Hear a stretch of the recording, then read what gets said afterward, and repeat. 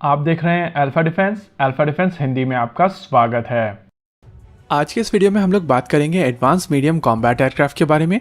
इस एयरक्राफ्ट को बनाने वाले इंस्टीट्यूशन यानी कि एरोनॉटिकल डेवलपमेंट एजेंसी की तरफ से इस एयरक्राफ्ट को लेकर एरोलास्टिक ऑप्टिमाइजेशन शुरू कर दिया गया है। यानी कि ऑफिशियली अब ये कहा जा सकता है कि AMCA डिजाइन का फेज 2 शुरू हो गया है। इस फेज के दौरान बहुत सारी एनालिसिस इस एयरक्राफ्ट के डिजाइन के ऊपर की जाएंगी और इनमें से ज्यादातर एनालिसिस इस एयरक्राफ्ट के कंस्ट्रक्शन में यूज होने वाले मटेरियल के ऊपर की जाएगी।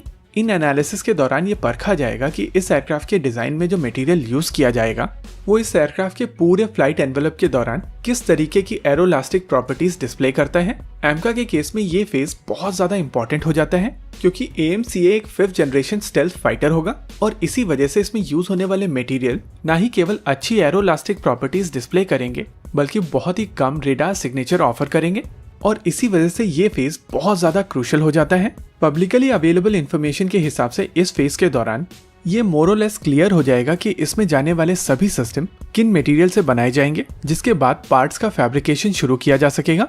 माना जा रहा है कि इस फेज को आने वाले 4 से 6 महीने के अंदर कंप्लीट कर लिया जाएगा और इस फेज के दौरान कुछ और high speed wind tunnel testing models बनाए जाएंगे और इन मॉडल्स के ऊपर डाइवर्जेंस, गस्ट, फ्लटर और बफेट जैसे अलग अलग तरीके के वाइब्रेशंस को टेस्ट किया जाएगा और उसके ओवरऑल इम्पैक्ट को अलग अलग प्रकार के मटेरियल के साथ में टेस्ट किया जाएगा, जिससे ये पता चलेगा कि कौन सा मटेरियल एयरक्राफ्ट के किस हिस्से के लिए सबसे सही रहेगा। और जैसा कि हम लोग पहले भी बता चुके हैं कि इस एयरक्राफ्ट में जाने वाले सभी मटेरियल्स के साथ में एक और वेरिएबल ऐड हो जाता है और वो है इनकी रेडार रिफ्लेक्टिंग प्रॉपर्टी।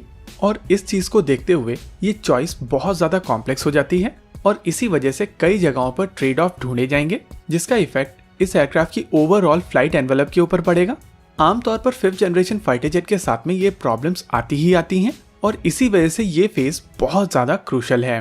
हालांकि इंडिया की तरफ से LCA तेजस के दौरान इस तरीके की स्टडीज ऑलरेडी की गई होंगी, लेकिन उस समय की चॉइसेस एमका के कंपैरिजन में बेहतर होंगी क्योंकि वहां पर स्टेल्थ फाइटर जेट को ध्यान में रखकर चीजें नहीं डिसाइड करनी थी। वैसे अगर ओवरऑल टाइमलाइन की बात की जाए तो एडवांस मीडियम कॉम्बैट एयरक्राफ्ट साल 2025 में रोल आउट किया जाएगा और साल 2026 में इस एयरक्राफ्ट की पहली फ्लाइट होगी। इसके अलावा इस एयरक्राफ्ट का एक और वर्जन बनाया जाएगा जो इस एयरक्राफ्ट को ऑलमोस्ट 6th जनरेशन कैपेबिलिटीज प्रदान करेगा। यह एयरक्राफ्ट कहलाएगा एमका मार्क 2, जहां AMCA मार्क 1 साल 2026 में अपनी पहली उड़ान भरेगा। वहीं पर AMCA मार्क 2 साल 2030 के आसपास अपनी पहली उड़ान भरेगा और यह फाइटर जेट भारत में ही बने हुए जेट इंजन का प्रयोग करेगा।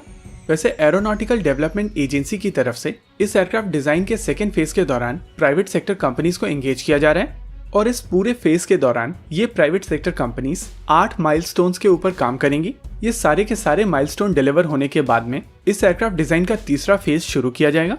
हालांकि ये पूरी की पूरी एनालिसिस ये प्राइवेट सेक्टर कंपनी आडा की फैसिलिटी में जाकर करेगी और इस एनालिसिस फेज के दौरान इस प्राइवेट सेक्टर कंपनी को आडा के साथ साथ IIT कानपुर और NAL का भी पूरा सपोर्ट मिलेगा।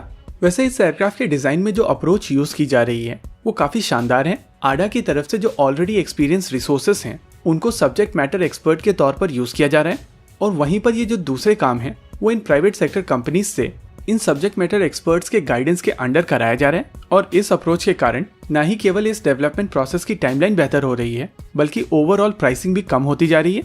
इसी के साथ आज के इस वीडियो में रखते हैं केवल इतना ही। वीडियो को अंत तक देखने के लिए धन्यवाद। देखते रहिए अल्फा डिफेंस। जय हिंद।